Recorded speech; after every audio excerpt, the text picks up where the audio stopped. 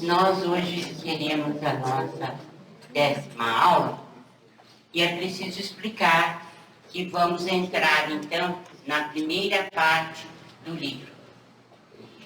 E já expliquei também de outras vezes por que nós fizemos isso. Porque realmente a primeira parte já entra diretamente na classificação da obsessão e no estudo dos diversos tipos de obsessão. Mas, inicialmente, nós sempre aconselhamos quem quiser estudar que o faça a partir da segunda parte do livro, porque o embasamento teórico para se compreender melhor a classificação e os tipos de obsessão, a classificação, enfim, e também o mecanismo é muito mais fácil quando a gente tem um embasamento que a segunda parte oferece. Então, repetindo, nós vamos iniciar hoje propriamente a primeira parte do livro, uma tentativa de classificação. Antes de entrarmos na classificação propriamente dita, eu queria lembrar a vocês que Emmanuel, no livro Roteiro, de 1938 ou algo assim, diz-nos que nós somos, na Terra, mais de 20 bilhões de espíritos na erraticidade. Então, espíritos que estão em vias de reencarnação. Nós temos 7 bilhões encarnados, então nós podemos tranquilamente colocar 30 bilhões de espíritos ligados ao planeta Terra. Certamente, os que não estão na erraticidade são espíritos de escola, espíritos muito evoluídos, ou que estão na órbita do Cristo, diretamente subordinados a Ele, por serem espíritos muito evoluídos, ou então são espíritos evoluídos também, mas que já têm outras funções, além daquelas de estarem ligados diretamente à tarefa de levar avante como ministros, por exemplo, do governador planetário, como ministros do Cristo. Nós aprendemos também com André Luiz, na coletânea, que 3/4 partes das criaturas encarnadas, ou dos habitantes em geral, eles não têm condição elevada. Quer dizer, são 3/4 partes em condições de inferioridade física e moral. Por aí dá para depreender que o nosso planeta, realmente até agora, é um planeta de provas e expiações. Pelo menos até o presente momento.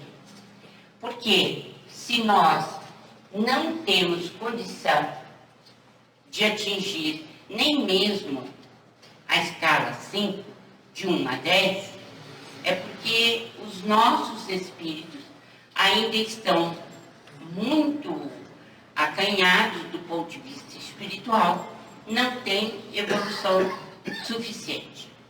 Por que esses dois dados são importantes? Primeiramente, para sabermos que um número muito vasto, muito grande de espíritos pressiona a nossa vida na Terra. Primeiramente, é preciso tirar de vez aquela ideia de que não estamos subordinados ou não estamos ligados à espiritualidade. Temos que esquecer completamente a história de que somos seres desligados uns dos outros. Porque, como nós aprendemos nas aulas anteriores, nós formamos uma vasta rede de almas em ligação permanente e constante. Uns mais, outros menos ligados, uns de condição superior, outros de condição inferior. A outra questão que nós temos que ter em mente é que é uma quantidade enorme, enorme mesmo, de espíritos que não têm condição de superioridade, nem moral, nem física. Daí se infere que os casos de obsessão são muito mais intensos e muito mais numerosos do que nós podemos imaginar. Só por esses dois dados, nós sabemos que Emmanuel é o espírito protetor de Chico Xavier e é a união de Emmanuel com Chico Xavier, formando o que nós chamamos de obra Chico Xavier e Emmanuel, quem nos dá dados muito expressivos para que a gente possa raciocinar e principalmente desenvolver a fé raciocinada. Bem, nós já tivemos espíritos ligados à medicina que chamaram a atenção dos seus próprios pares, dos seus colegas, para a realidade da obsessão. Mas nós citamos dois casos especialmente importantes. O Dr. Bezerra de Menezes, no século XIX, e que nos trouxe um livro, A Loucura sob Novo Prisma, onde ele diz claramente que havia necessidade de uma nova classificação em psiquiatria, para que viéssemos a reconhecer a obsessão como um fator de transtorno mental. E principalmente para que nós pudéssemos saber em que porcentagem essa obsessão entraria e quais as condições do indivíduo ser mais ou menos obsedável, né? E em cada caso a classificação mudaria. Então nós temos com o livro A Loucura sob Novo Prisma uma direção muito segura do Dr. Bezerra de Menezes a falarmos da questão da obsessão e a necessidade de estudar. Outro médico foi o Dr. Inácio Ferreira, que por mais de 50 anos atuou no Sanatório Espírita de Uberaba.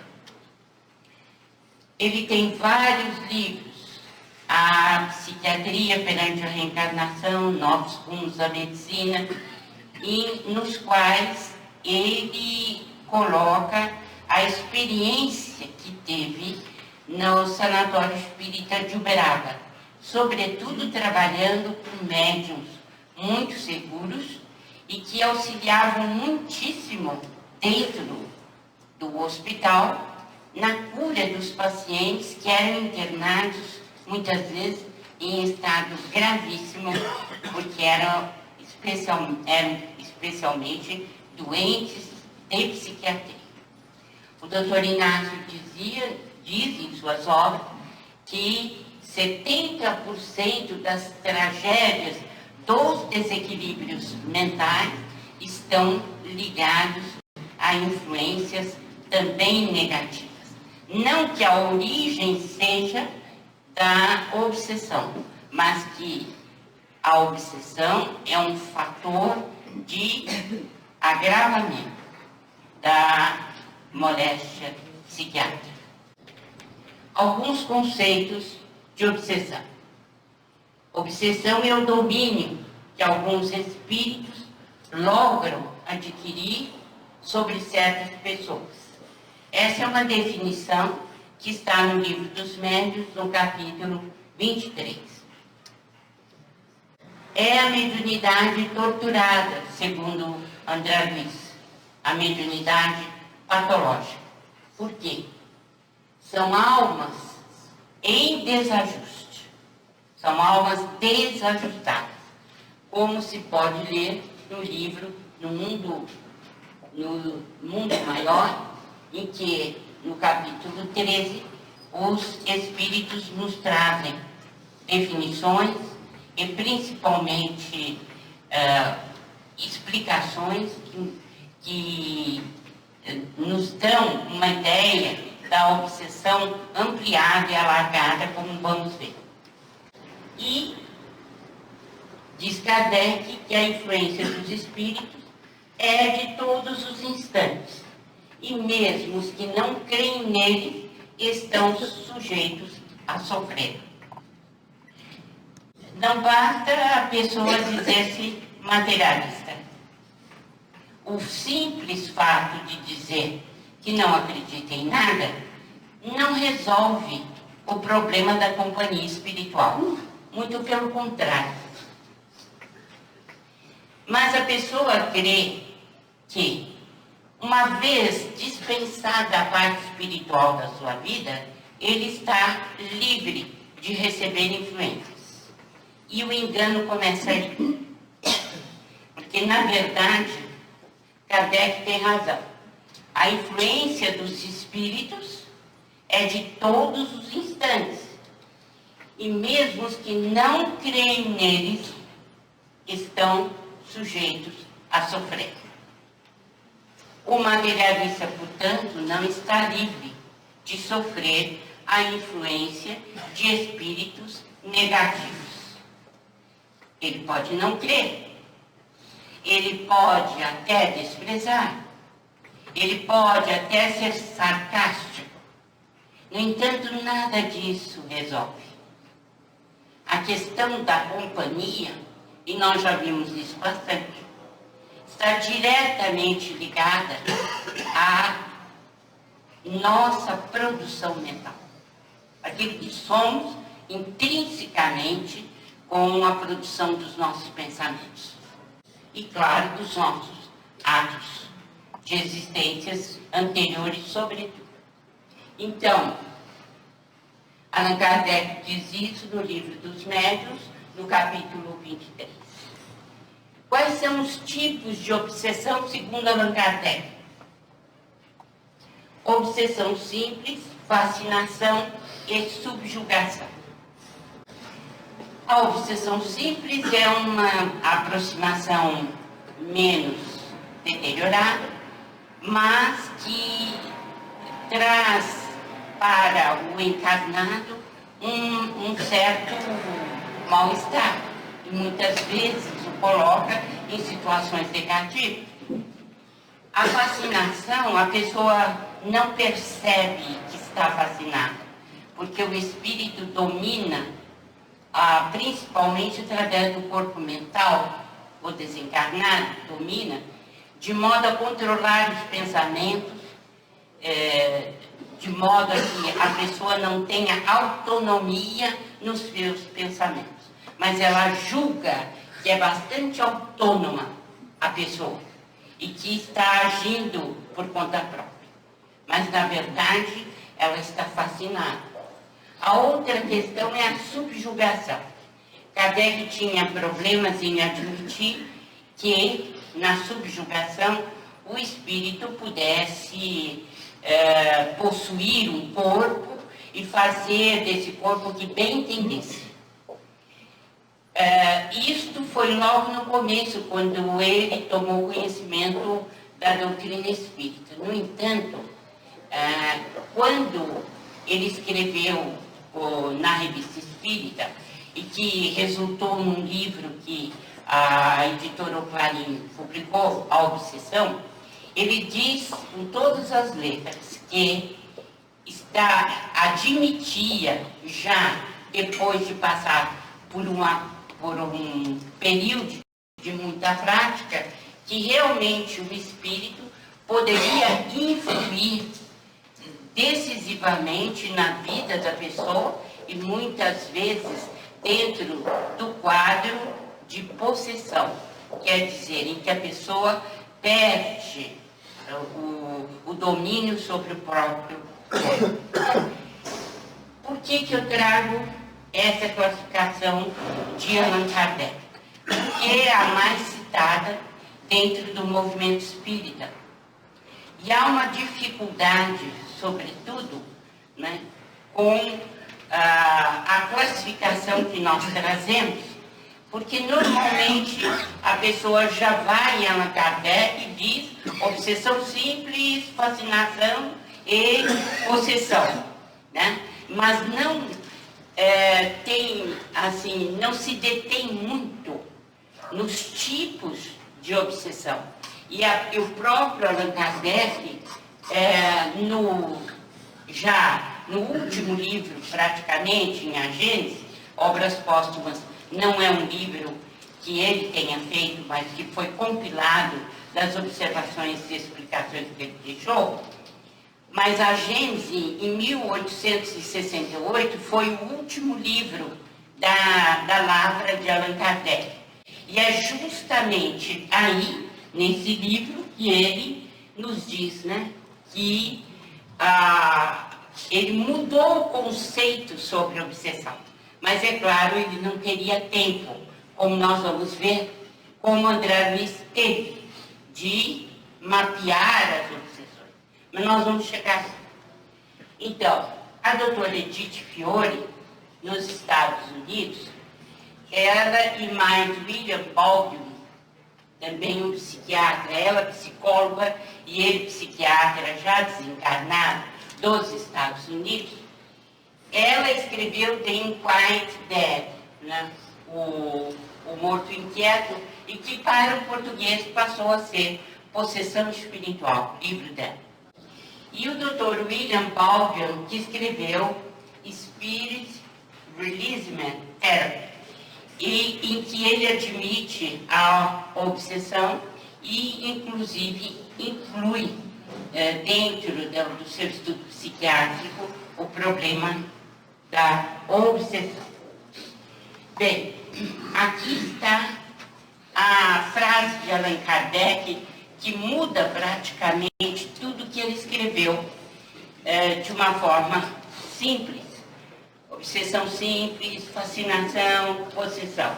Porque ele diz o seguinte, que a obsessão vai desde uma simples influência moral, sem perceptíveis sinais exteriores, até a perturbação completa do organismo e das faculdades mentais. Esta é uma observação, uma explicação de Allan Kardec em A Gênese. Ele já havia vivido o suficiente, inclusive aprendido muito com os benfeitores espirituais, e já chegara à conclusão de que a obsessão é muito mais complexa do que realmente ele havia colocado anteriormente. E nós vamos ver essa complexidade estudando André Luiz. É claro que Allan Kardec, naquela época, não poderia dissecar a obsessão como o fez André Luiz. Isto fica bem claro. Embora o codificador tenha admitido já, por seus estudos, que a obsessão era muito mais complexa do que realmente ele havia pensado nos primeiros momentos de estudo. Bem, os espíritos influem muito mais do que imaginamos. Foi isso que Allan Kardec aprendeu na questão 459 de O Livro dos Espíritos. Se vocês se lembram desta questão, ele pergunta aos espíritos, né, se os desencarnados, se os espíritos influem na nossa vida. E a resposta é até desconcertante. Influem muito mais do que podeis imaginar. De comum, são eles que vos dirigem. Então, a questão da obsessão para Allan Kardec passou a ser algo de estudo muito mais amplo, né? E ele diz também gosto dessa frase dele, que está no Livro dos Médiuns: fora erro acreditar alguém que precisa ser médium para atrair a si os seres do mundo invisível. Eles povoam o espaço, temos-los incessantemente em torno de nós, intervindo em nossas reuniões, seguindo-nos e evitando-nos, conforme os atraímos ou repelimos. Aqui também ele já traz uma amplitude de conceito. Por quê? Porque nós, né, mesmo que não sejamos médiums ostensivos, nós podemos estar obcecados. E é exatamente isso que André Luiz traz na sua coleção. Nós vamos nos aproximando cada vez mais do entendimento que André Luiz passa sobre obsessão. Bem, agora nós vamos ver com vocês que existem vários tipos de associação. Em muitos casos, nós preferimos falar em associação. Por quê? Porque quando nós falamos obsessão, já vem diretamente na nossa lembrança o quê? O que vem na nossa lembrança? Vem que nós estamos sendo pressionados por um espírito, estamos sendo acuados por um espírito que quer nos fazer mal. Não é isso que vem à nossa mente? Então, quando eu digo que é uma associação, eu prefiro utilizar essa denominação ultimamente, para que a gente tenha uma ideia de que essas associações são associações obsessivas, em que há uma grande contribuição do encarnado. Porque normalmente, quando você fala obsessão, é o coitadinho, está sendo perturbado, o santinho, que está sofrendo muito, e quer deixar o espírito malvado em qualquer lugar, menos junto dele ou da casa dele. E ele quer fazer isso logo, mas em nenhum momento ele pensa que é ele que precisa mudar. É essa a questão básica quando você diz é obsessão. É tão fácil jogar para o obsessor os nossos problemas, infelizmente. Então, eu prefiro falar em associação. Por exemplo, parceria para a prática do mal. Isso é o quê? Uma parceria, uma associação muito negativa. Lembremos-nos de André Luiz, que diz: nenhum crime na Terra, desde os menores até os mais escabrosos, nenhum crime é planejado sozinho. E quem é que está fazendo isso? É o encarnado, mas ele está associado. Isso é obsessão. É obsessão. Então, alguém que bota explosivos no próprio corpo e se despedaça para matar 50, 60, 70 junto com ele. Que parceria é essa? Absolutamente negativa.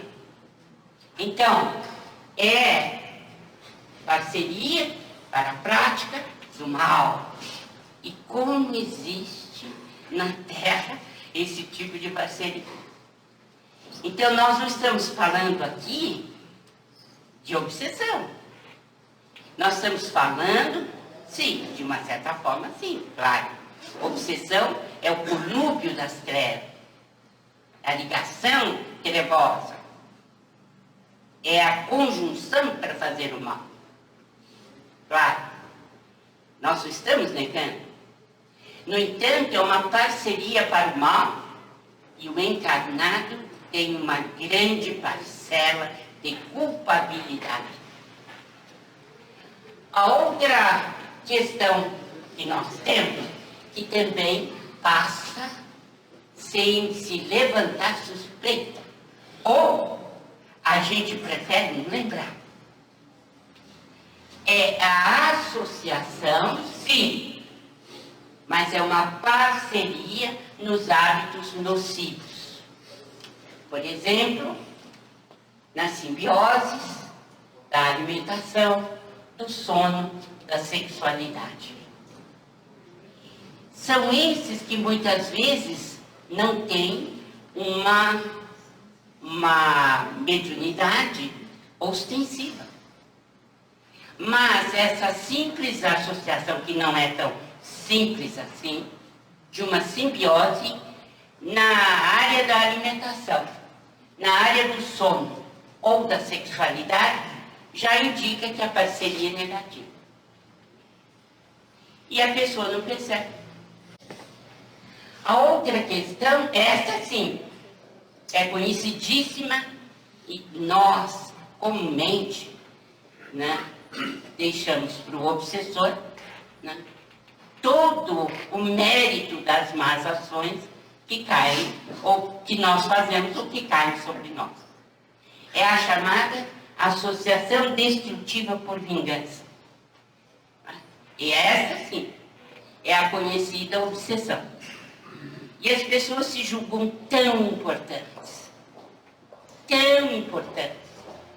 que se apresentam como coitadinhos, que estão sofrendo muitíssimo a ação da inveja de obsessores.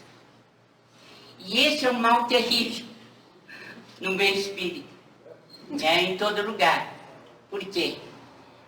Porque a associação por culpa nossa, né, por vingança de espíritos, não tem nada de pessoas boazinhas, não. São problemáticos. Né? Trazemos do passado problemas muito sérios. Bem, aqui a tentativa de classificação. Primeiramente, as obsessões de natureza anímica. Por que a gente classifica obsessões anímicas? Quem é o obsessor? Quem é o obsessor? Autor? Espírito encarnado. Espírito encarnado.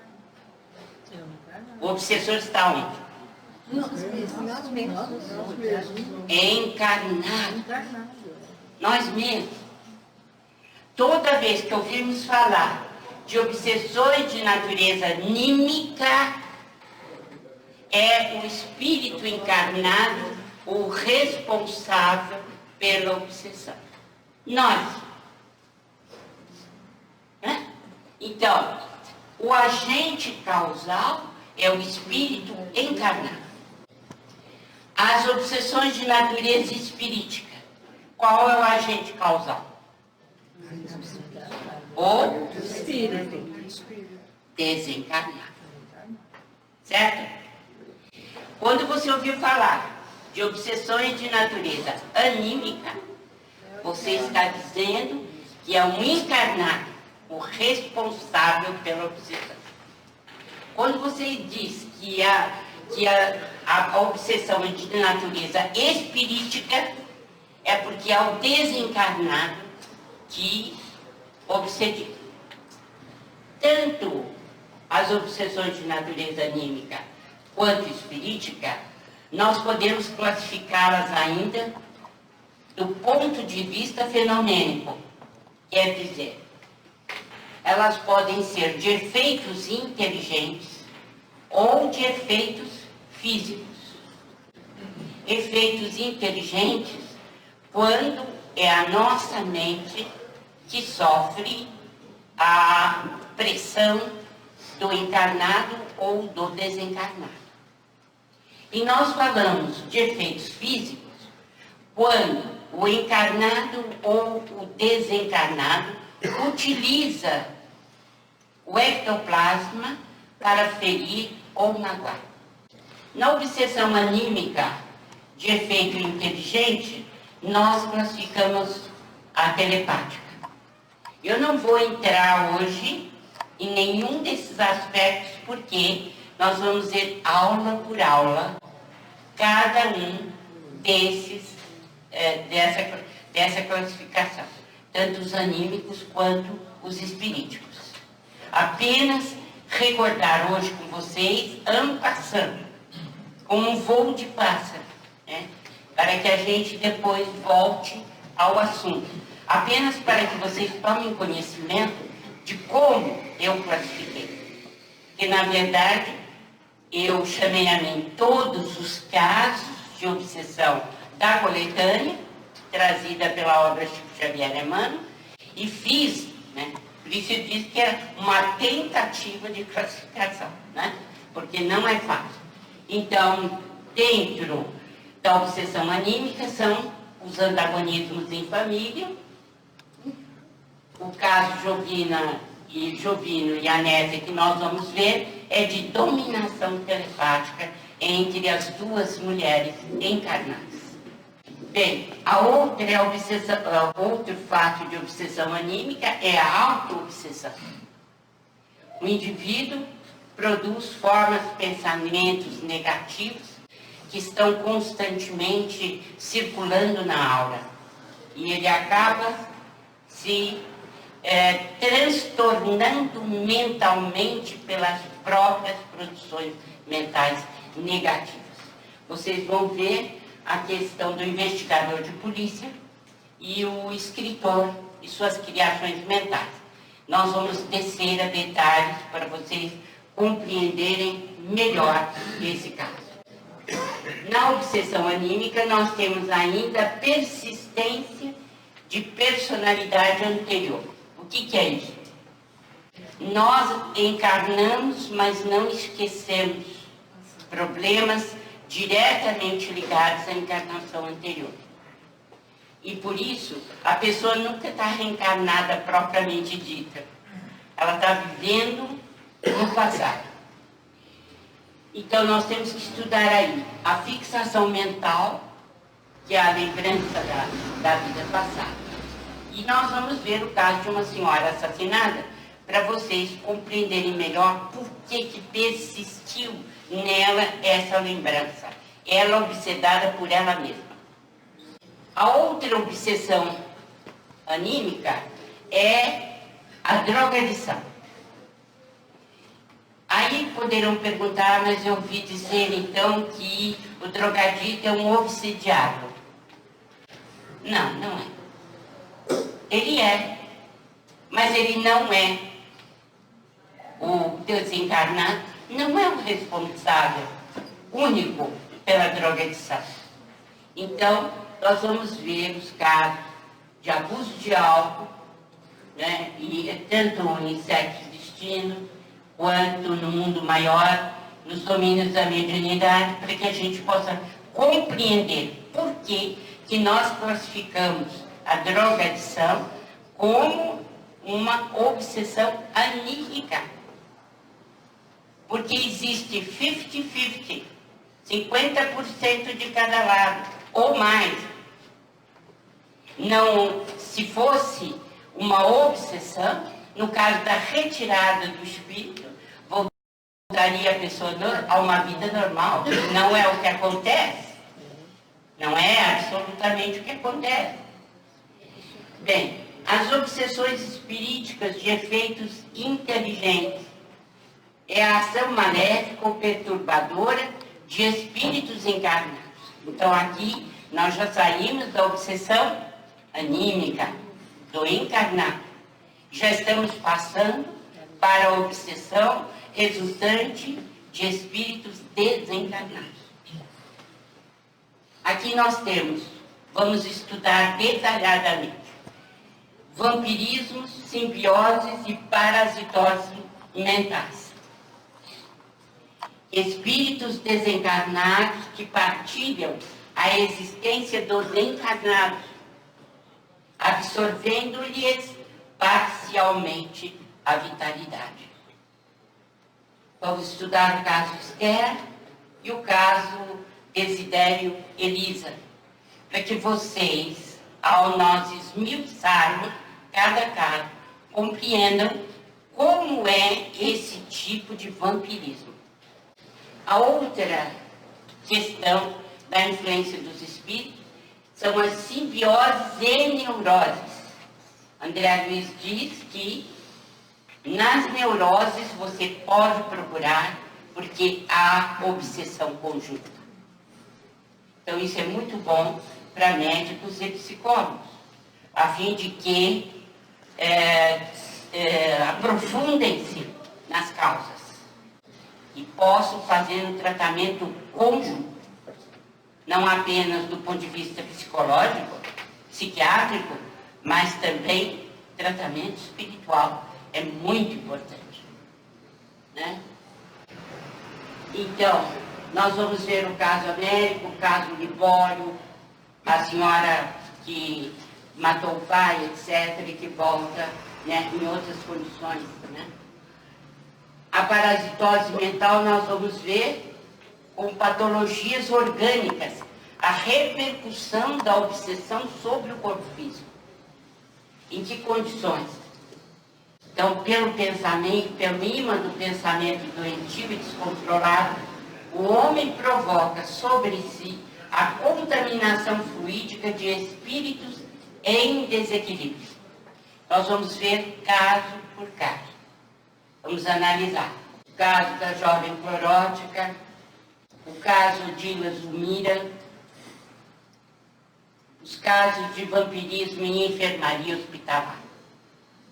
Muito graves também.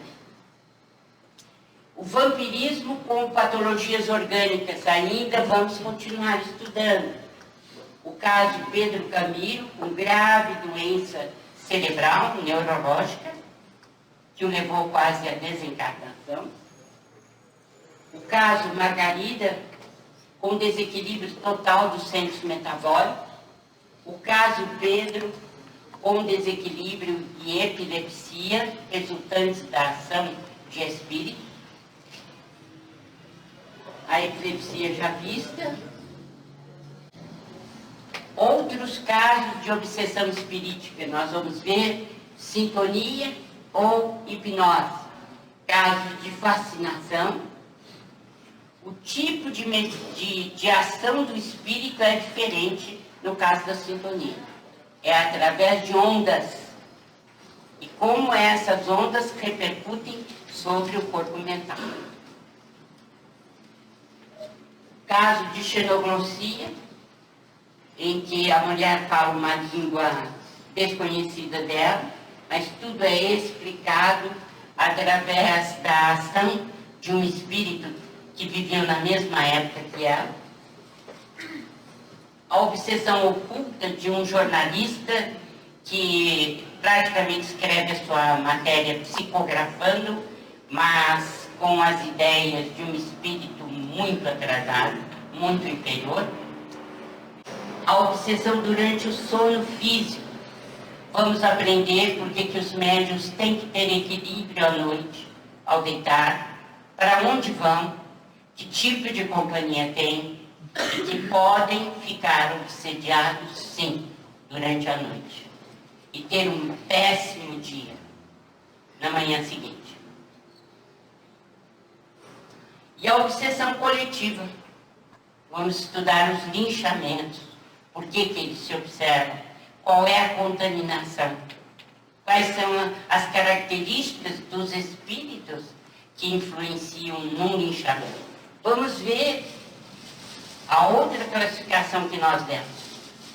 As obsessões por efeitos são efeitos físicos, porque os espíritos inferiores podem utilizar o ectoplasma para ferir e assustar. Então, é obsessão? É a má utilização por parte dos desencarnados do ectoplasma. Aqui você vê o abundante material de ectoplasmia, né, de ectoplasma, que sai da boca do médium, dos ouvidos, e aqui é uma seção da qual participou o Chico Xavier. Esse ectoplasma é que pode ser manipulado por entidades inferiores que levam à verdadeira loucura de famílias inteiras. Ainda nas obsessões de efeitos físicos, o poltergeist, que já foi trazido como matéria de cinema, né, por Steven Spielberg, mostrando filmes em que os espíritos utilizam do ectoplasma para assustar, e elas podem ser anímicas e espiríticas ou mistas, quer dizer, o médium que produz ectoplasma, ele pode utilizá-lo de uma forma negativa, principalmente se ele tem a ajuda de espíritos comparsas. Nós vamos estudar tudo isso, as manifestações ruidosas, persistentes, combustão espontânea, tudo causado por obsessão de efeitos físicos. A obsessão de natureza espirítica pode ser ainda, né? Como eu disse, por simbiose e parasitose, já falamos sobre isso. Os transtornos neuróticos também já falamos. E vamos estudar melhor a fascinação trazida por Allan Kardec, mas dessa vez como influência dos espíritos desencarnados. Hoje é apenas para vocês tomarem conhecimento da forma como classificamos a obsessão segundo a coletânea André Luiz. E é claro, dentro dessa classificação estão os conceitos de Allan Kardec, comum, não poderia deixar de ser numa análise como essa. Apenas vem reforçar o seguinte: Chico Xavier veio no século XX para dar continuidade à revelação espiritual recebida por Allan Kardec. E é claro, ele expandiu muito mais o conhecimento em determinadas áreas, principalmente porque em 14 anos e meio, Allan Kardec fez algo inacreditável, por assim dizer, construindo, dando feição à doutrina espírita. Mas é claro que em 14 anos e alguns meses, ele não poderia, né, trazer conceitos muito mais ampliados, mesmo porque nós não teríamos condições nenhuma de compreender. Era preciso que a física quântica desse um grande passo no início do século XX, tanto assim que em 1927, quando Chico recebeu a primeira mensagem psicográfica, é um ano emblemático, porque nesse mesmo ano nós temos a teoria do de Broglie, nós temos o avanço da física quântica, nós temos explicações extraordinárias no campo da evolução anímica, da evolução filogenética, enfim, nós estamos vendo que a doutrina espírita, através de Chico Xavier, veio para e passo com o avanço que a humanidade deu. Somente com esse avanço do século XX é que os conceitos de Allan Kardec poderiam realmente ser compreendidos por nós. Felizmente, Chico veio na hora certa dar continuidade a essa magnífica obra e trazer-nos, então, um vasto panorama da vida espiritual, a fim de que nós compreendêssemos melhor. O que é que nós estamos fazendo aqui? Né? Qual é a finalidade da vida corpórea? Para onde nós vamos? O que é preciso fazer para evoluirmos? Enfim, por hoje é só.